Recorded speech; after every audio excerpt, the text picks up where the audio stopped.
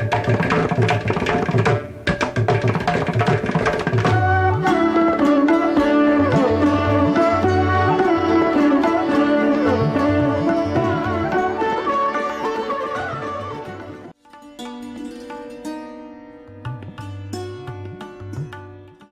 माताजी को उन दिनों में बहुत कार्य करने पड़ते थे।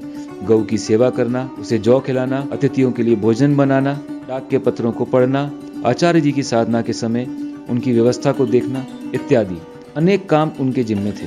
वे इन कामों को बड़े अच्छे रूप से संपन्न करती रहीं। एक दिन पंडित श्री राम शर्मा ने अपने शुभ चिंतकों और सहयोगियों के सहयोग से एक छोटी सी प्रेस अपने किराए के मकान में लगा ली। यह काम नया था। वह परिश्रम से नहीं घबराए। प्रेस के हर काम में सहयोग दिया तथा परिवार के सदस्यों का सहयोग लिया। व्यक्तिगत संपर्क साधने और शिक्षा देने के लिए शिविर लगाए और प्रतिदिन पत्र लिखे। जनसाधारण से संबंध बनाया। लोगों में अपने कार्य की ओर रुचि पैदा की। पत्रिका के प्रकाशन और संपादन में उन्होंने जी तोड़ मेहनत की। साथ ही उनकी गायत्री साधना भी अथक रूप से चलती रही। वह अवसर पाते ही लिखने पढ़ने में जुट जाते। एक साथी ने पूछा, आपके संपादन और प्रकाशन कार्य से आपकी साधना का क्या संबंध है? उत्तर दिया, यह भी जीवन विकास की साधना है। इसका प्रभाव कुछ काल बाद सामने आएगा। आचार्य जी ने गायत्री मंत्र साधना के साथ साथ गायत्री के संबंध में गहन अध्ययन और शोध कार्य भी किया। अपने अनुसंधान और चिंतन मनन के आधार पर उन्होंने गायत्री महाविज्ञान शीर्षक से 3 बृहद ग्रंथ लिखे और गायत्री के संबंध में एक नया दर्शन प्रस्तुत किया। अखंड ज्योति संस्थान घिया मंडी का मकान छोटा था। मिशन की गतिविधियां बढ़ रही थी। गायत्री तपोभूमि की स्थापना करनी थी अतः जमीन देखने यमुना किनारे गए।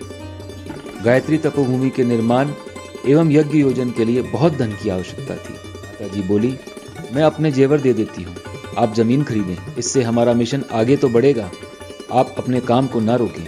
सन 1953 में मथुरा वृंदावन मार्ग पर गायत्री तपोभूमि की स्थापना एवं गायत्री मंदिर का निर्माण हुआ। 24 दिन का मौन एवं जल उपवास रखा।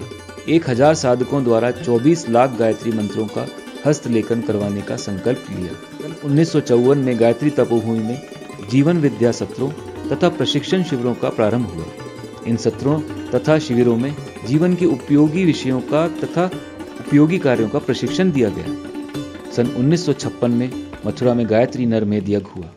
इस यज्ञ के प्रति लोगों में बड़ी उत्सुकता थी। हजारों लोगों और उपासकों ने इस यज्ञ में भाग लिया तथा जब कुछ अनुयायियों ने संस्था के लिए जीवन दान किया तो सभी लोग इस नरमेध यज्ञ का रहस्य जान सके।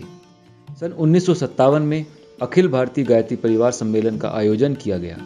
इस सम्मेलन में बड़ी संख्या में गायत्री परिवार से जुड़े प्रतिभागियों ने भाग लिया। उन्हें परिवार के विभिन्न आगामी कार्यक्रमों की जानकारी दी गई।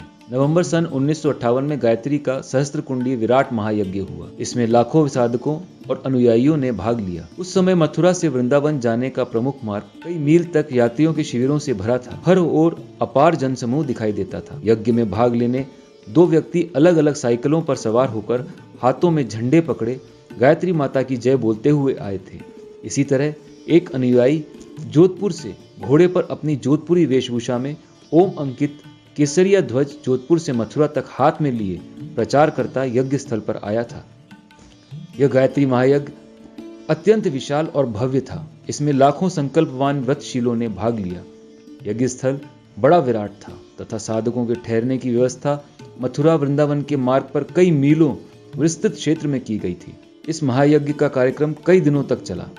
संत महात्माओं और विद्वानों के प्रवचन हुए। व्रतधारियों ने यज्ञ में बड़ी श्रद्धा से भाग लिया।